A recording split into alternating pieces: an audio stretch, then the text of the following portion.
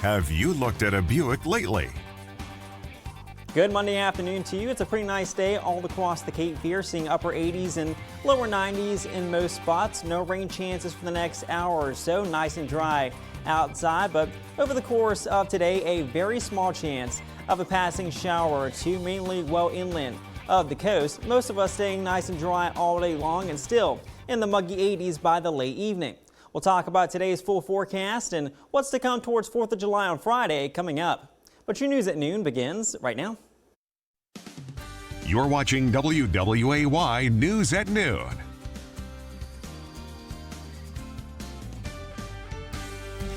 Now on your news at noon, a weekend bicycle ride turns tragic. What police say led to the crash on US 421 and what we're learning about the cyclist injured. Plus, state officials lay out the safest way to celebrate ahead of the 4th of July holiday, what you can legally light up. And Brunswick County's bravest kicked off the North Carolina 4th of July Festival with the friendly face-off. The bragging rights and why organizers say it's about more than just a win. Thanks for joining us for your news at noon. I'm Tamika Jackson. We begin in New Hanover County, where the North Carolina State Highway Patrol is investigating a deadly hit and run. Officials say it happened around 10:20 p.m. last night. They say 15-year-old Connor Mahoney was skateboarding south along South College Road near Hidden Valley Road. That's when an unknown vehicle, also traveling south, hit the skateboarder and drove off. Mahoney was pronounced dead at the scene.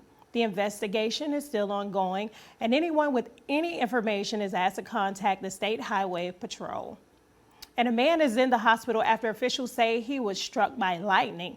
According to the North Carolina Wildlife Resources Commission, the 79-year-old man was struck by lightning yesterday afternoon while idling in a boat near Marsh Creek at Scotts Hill Marina. They say bystanders performed CPR before emergency crews arrived. He was taken to the hospital for treatment. His current condition is unknown. There was another passenger on the boat who was not injured. A Wilmington man is behind bars facing multiple charges, including first-degree murder. Police arrested 42-year-old Michael Hardy just after midnight in the 100 block of Dock Street following a weapons call. Officers say they found a gun and more than a dozen bags of cocaine. Hardy was initially charged with gun and drug offenses, but after further investigation, he was charged with first-degree murder in the death of 66-year-old Ernest Simpson. Simpson was found dead late Friday night on East Lake Shore Drive. Hardy is being held without bond.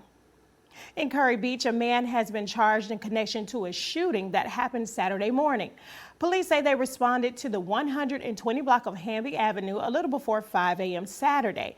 There, they found one man suffering from a gunshot wound. He was taken to the hospital and police arrested 20-year-old Doan Lee Pierce of Jacksonville. Pierce was charged with 1 count of felony assault with a deadly weapon with intent to kill or inflict serious injury, and 2 counts of misdemeanor assault by pointing a gun. He's been held without bond at the New Hanover County Jail. A woman is in stable condition after a crash on Carolina Beach Road Saturday.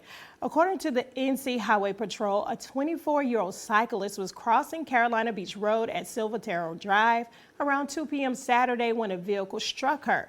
The cyclist was taken to the hospital with life-threatening injuries.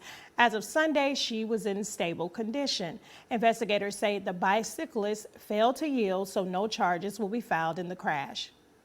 The Leland Planning Board has unanimously approved changes to the town's ordinances regarding developments in flood zones.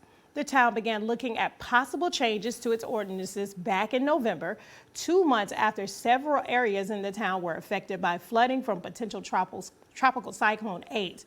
Currently, developers are allowed to build in areas that are considered flood zones, like the neighborhood of Stony Creek. More than a dozen homes there were flooded during both PTC 8 and Hurricane Florence. Town Councilman Bill McHugh explained some of the changes. It limits